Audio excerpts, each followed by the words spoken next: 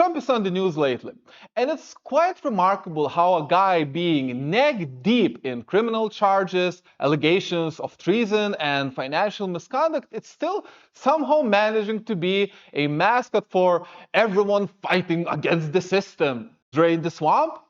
Dude, you are the swamp. However, what Trump is doing is not new. As with all the things that Trump did, he also more or less stole this whole gimmick from someone who did it before. Someone who also came into power on the wave of anti-globalism and traditional values. Someone who made narcissism, modern-day fascism, and jingoism somehow a winning formula for politicians in 21st century. Someone who managed to retain power without any interruptions for close to 15 years now by outright rewriting election rules to his own advantage. And it all happened here in Europe. As I am talking about none other than Viktor Orban from Hungary. And because he has been in power for such a long time, we can now look into how he, a fighter for his country and a common man, virtually destroyed Hungary. But let's start at the beginning. Being born at the height of the Cold War, Orban showed interest in politics from a very young age. Additionally, even at the time when Hungary was still a part of Warsaw Pact, he had the foresight to learn English and to study in the UK, having received a scholarship from none other than the George Soros Foundation. Yes, George Soros at one point financed Viktor Orban's education. You just can't make this shit up. Around the same time, the Warsaw Pact and Soviet Union started to collapse. This prompted Orban to return to Hungary, where he became a founding member of a political party called Fidesz, if I'm pronouncing this correctly. Remarkably, at the time, that party identified itself as Radical Liberal Party. Go figure. Orban himself made a name after his speech in 1989 calling for free elections and the withdrawal of Soviet troops. Subsequently, he was elected in the first ever post-communist parliament in 1990, and his political career was set. Now, to keep it short, for the next 20 years, he had his highs and his lows, at one point becoming prime minister, and then at one point barely making it into parliament. What is important here is that throughout this time, he and his party drifted heavily to the right side of the political spectrum. At the same time, outside of Hungary, the 2008 financial crisis hit the world, and it made a lot of people uneasy and shook political system across the globe. And all of this sets the stage for 2010 Hungarian parliamentary election. Now, when talking about Hungary and other post-communist countries, one must realize that when we gained our independence in the 1990s, we had no idea what we were doing and how this whole democracy thing really worked. And thus, there were some bugs left in the laws and constitutions of these newly formed countries. For instance, my country, Lithuania, screwed itself royally by hard writing in the constitution that marriage is a pact between a man and a woman. This means that we have massive problems in legalizing gay marriage and in generating a positive outlook for LGBT people. On the other hand, Hungary screwed up even more. You see, in 2010 elections, Fidesz gained 52.73% of the votes in the election. But due to their dumb election system, they managed to get 2/3 of the seats in the parliament, which is quite a flaw in the election system if you ask me. And to compound it even more, with such a supermajority, Orban could single-handedly rewrite the constitution, which he promptly did. And his amendments were, to put it lightly, bonkers. You see, populists like Orban hate democracy. They use it to get into power, but when they get in, they will do everything to abolish it or make the game unfair for everyone except them. It worked for a mustache man in the 1930s. It worked for Putin in 2000s, so Orban decided to follow in their footsteps as well. So he changed the election system even more. To simplify the spread of corruption, he heavily reduced seats in parliament from 386 to 199. Again, if there are fewer politicians, it is easier to control and bribe them. This, of course, helped him immensely in the next election, where he gained way fewer votes, only 44.54%, but he still maintained a two-third majority in the parliament. Again, quite nonsensical, rigged election system. Furthermore, he put a lot of right-wing nonsense into constitution as well. Hungary also passed laws regarding its ethnic minorities in other countries, which significantly pissed off Hungary's neighbors, especially Romania. Orban, wearing merchandise with Greater Hungary on some official occasion, did not help either. Add on top of that openly anti-LGBT politics, racism, Islamophobia, promotion of great replacement theory, and even going all in Nazi style by saying that he will not allow the Hungarian race to mix with others, and you get textbook perfect right-wing populist. Completed with the original invention of Soros as the great enemy of the white traditionalist man. Damn. The guy did it all. No wonder he became a model for Trump and so many populists who came afterwards. Nevertheless, while all of this made populists all around the free world rejoice, the EU, being slow as it is, took its sweet time to start pushing back. First, multiple high-ranking EU politicians voiced their concerns over Orban's Hungary. Indeed, Hungary fell in freedom of press, democracy, and other related indices fast. Orban, on the other hand, tried to claim it as a win, coining the term controlled democracy. But this whole shebang started to fall over when the EU started to threaten to limit funding to Hungary if situation is not improved. And here's the thing. Orban does not care about Hungary. He does not care for its people.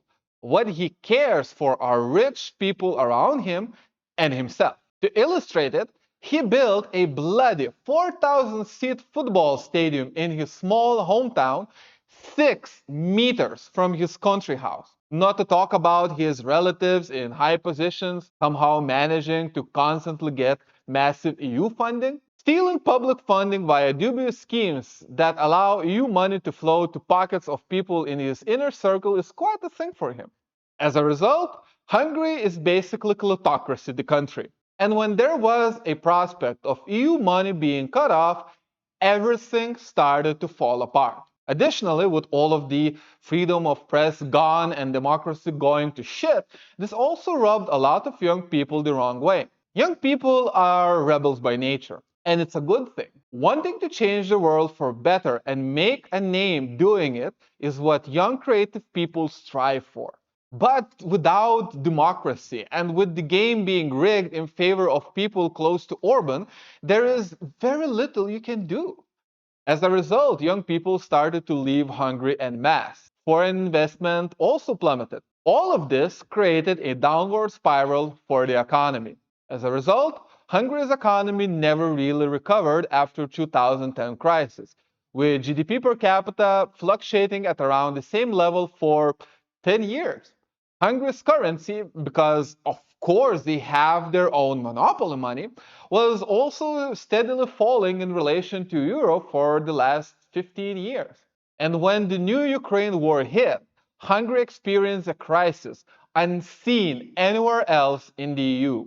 You see, because Orban could not maintain good relations with democratic leaders as they represented evil globalism, he instead became buddies with various other populists. These included, but are not limited to, the right-wing Polish party, which tried to replicate Orban's style of governing in Poland, and of course, Trump, whom Orban called his buddy. But what is important here is that he also had very good relations with China, even inviting various investments from China to Hungary, and, of course, with Putin.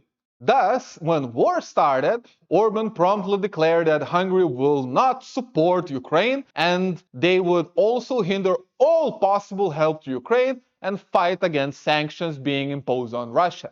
There were also claims that Putin promised a small part of Ukraine to Hungary after the war, but this was never confirmed. Due to all of this, Hungary got into a real shitstorm after the war started. First, Hungary tried to leverage their veto for sanctions to get money and some lenience from the European Union, which they did. However, this did not sit well with the European Union, prompting some additional action against Hungary. Furthermore, due to them being quite slow in ratifying Finland and Sweden into NATO, the US also decided to retaliate by withholding some weapon sales to Hungary, as well as tightening visa-free travel for Hungarians. With all this said, international reaction pales in comparison to what happened to Hungary's economy. Hungary experienced the highest inflation of any EU country in 2022. The prices were getting so much out of hand that Orban was forced to cap and subsidize prices of some of the essential goods and fuel. This is especially funny as Orban pushed extremely hard to get cheap Russian energy, going so far as paying Russia in rubles. But, as we can see, this did not save either the energy sector or the whole economy in general, which is quite remarkable and just comes to show how much superior proper democracy is in comparison to populist autocracy. Overall, going forward, the outlook for Hungary is bleak. Due to Orban's actions, he basically has a very small amount of allies in the EU. Only populists are supporting him and preventing any major sanctions. However, this minimal support in the EU is shaky at best. On top of that, Orban also managed to alienate the US. Thus, Hungary has basically no one to help them if real problems with the economy or unrest would start. On the other hand, Russia is slowly bleeding to death in Ukraine, and China is heading straight into economic turmoil of its own. Thus, now, when Hungary needs it the most, it stands alone to face the storm unseen for decades. So, what can we learn from all of this? Well, simple. Right-wing populism does not work. Yes, for a short time, people can feel good about themselves living in a right-wing proto-utopia with no LGBT people, immigrants, or race mixing. Sadly, toxic patriotism is still quite a thing in the 21st century. But, in time, alienating entire various social groups leads directly to social and economic problems. This is illustrated well by a rising wave of various protests in Hungary against Orban's government. Furthermore, as Orban most likely will not release his grip on power easily, we can only hope that we will not get Lukashenko 2.0 in the EU. Remember, populists hate democracy. And without democracy, there cannot be prosperity. This should not be forgotten, as we see populists getting into power in various European countries and Trump somehow still being the top dog in GOP. Orban here acts as an excellent example and reminder that this whole right-wing bullshit is just not worth it in the long run, and we have to fight against it with all possible means. So, that's it for now. If you enjoyed this video, please hit the like button. More videos to come, so subscribe.